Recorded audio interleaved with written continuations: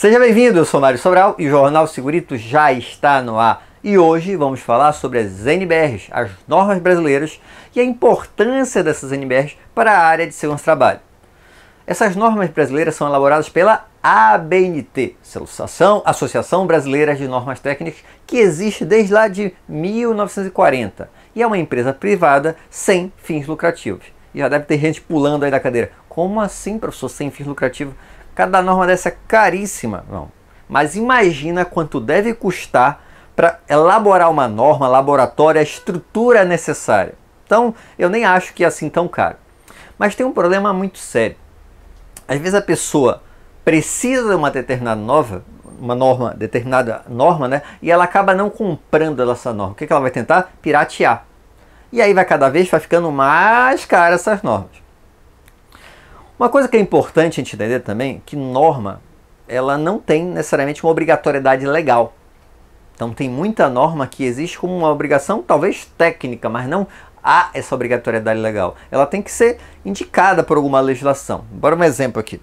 Se você pegar lá na NR17, você vai encontrar o seguinte trecho, assim, ó. São recomendadas as seguintes condições de conforto. E o item A, níveis de ruído de acordo com o estabelecido na NBR 10152. Essa NBR passa a ser obrigatória. Ela foi citada numa NR, ou numa lei, num decreto, numa portaria. Nesse caso aqui, a NBR 10152 é uma obrigação legal. Só para você saber, o título dela é Acústica, níveis de pressão sonora em ambientes internos a edificações. Então essa NBR é obrigatória. Tá. E como é que funciona para elaborar uma NBR nova? Você sabia que qualquer um pode fazer essa solicitação? Então essa demanda pode ser feita por qualquer um. Lógico, vão avaliar, a ABNT vai verificar a necessidade, se tem pertinência a fazer essa nova norma, mas qualquer um pode solicitar para o programa, para gerência de planejamento e projetos. Tá? Então você entra lá no site da ABNT e faz a solicitação formal. Tem um formulário lá de demanda para fazer essa solicitação. Aí vão levar para um comitê. Esse comitê, não necessariamente existe um comitê sobre o assunto que você está solicitando. Caso a ABNT ache importante aquele assunto, ela vai criar um comitê técnico para desenvolver essa norma. É desenvolvida a norma, né? E depois vai se deixar disponível para sugestões para consolidar aquela norma. Então, olha, tem sugestões, críticas e tudo mais, e fica disponível na internet para uma consulta pública. É feita essa consulta pública, a norma é homologada e depois ela é publicada. Então percebe que você pode participar na elaboração e você pode também participar da solicitação. Então isso é possível, entrar lá no site da ABNT, vou até colocar ela na descrição do vídeo, o link para você chegar lá.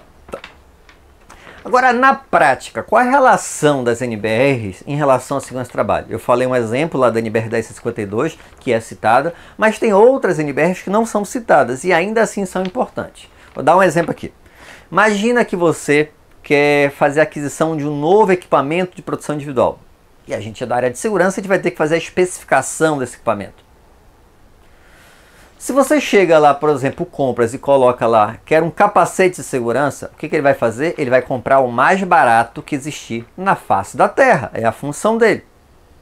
E aonde é que eu vou conseguir, então, a especificação adequada para colocar lá e o compras comprar o mais barato dentro daquela especificação? Eu dei um exemplo de capacete. Então, bora aqui, ó. NBR 8221. Capacete de segurança para uso ocupacional, especificação e método de ensaio.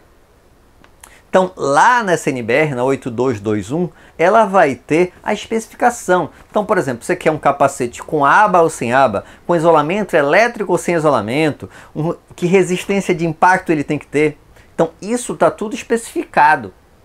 Alguns itens são gerais, e aí você pode só citar a NBR 8221.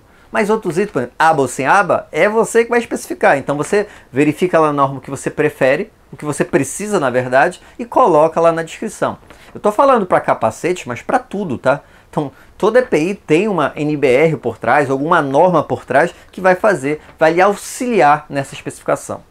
Quer ver outro exemplo prático? A NBR 13970, que eu até comentei sobre ela no Segurito de outubro. Deixa eu ler aqui o título dela. Segurança de máquinas, temperatura de superfícies acessíveis, dados ergonômicos para estabelecer os valores limite de temperatura de superfícies aquecidas. Então, como é que funciona essa norma? Ela vai estabelecer em função do tipo de material, por exemplo, metal, plástico, e em função da temperatura, o tempo que vai demorar para um trabalhador, se ele tiver contato, se queimar. Então, tu tem uma determinada máquina lá na sua empresa, e essa máquina é de um determinado metal, e você vai encostar e demora 2 segundos para se queimar. Com base nessa NBR, você pode fazer a solicitação para o isolamento térmico dali. Patrão, olha, segundo a NBR 3970, se eu deixar isso aqui exposto, se as pessoas se encostarem aqui por 1 segundo, 2 segundos, 10 segundos, sei lá quanto tempo, elas podem se queimar. Então é interessante ter esse isolamento térmico. Percebe que eu tenho um critério técnico para fazer isso, não é o que eu acho. Tá? Um último exemplo, a NBR 16291. 16291, o título dela, Chuveiro e Lava-Óleos de Emergência, Requisitos Gerais.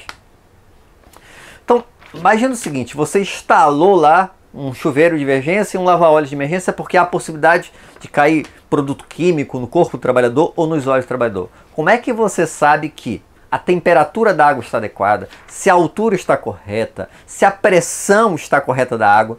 Isso tudo está estabelecido na NBR 16291. Então percebe que vai te ajudar na parte técnica. E você deve estar reclamando, professor, mas eu não tenho dinheiro para comprar a norma. Olha, aquilo que é caro para você, talvez não seja tão caro para uma empresa. Não estou dizendo que é para você comprar. Eu acho interessante você solicitar como ferramenta de trabalho. Então, 500, 600 reais, que para uma pessoa física pode ser um dinheiro elevado, para uma empresa não é tão caro assim se você conseguir convencer a empresa que tecnicamente é uma informação necessária. Tá? E como você sabe, todo vídeo tem indicação de um livro. E o livro de hoje, ó, Guia para Análise Ergonômica do Trabalho na Empresa, do meu xará, Mário César Vidal, da editora Virtual, deixa eu colocar o óculos, da editora Virtual Científica. Esse livro eu comprei num sebo e eu estou gostando dele. Eu tô no 3º capítulo também, estou lendo junto com o outro. E é um bom livro para você ter uma noção geral sobre a análise ergonômica do trabalho. Tá? Não é uma receita de bolo, pelo menos eu acho que até agora eu não vi nenhuma questão de receita de bolo, mas é para você ter uma noção geral sobre análise ergonômica. Espero que tenham gostado. Se gostaram, já sabe, né? Curte, compartilha. E tem alguma dúvida ou sugestão de pauta? Coloque aí embaixo nos comentários ou manda um e-mail para sobralj@hotmail.com. Um abraço e até o próximo programa.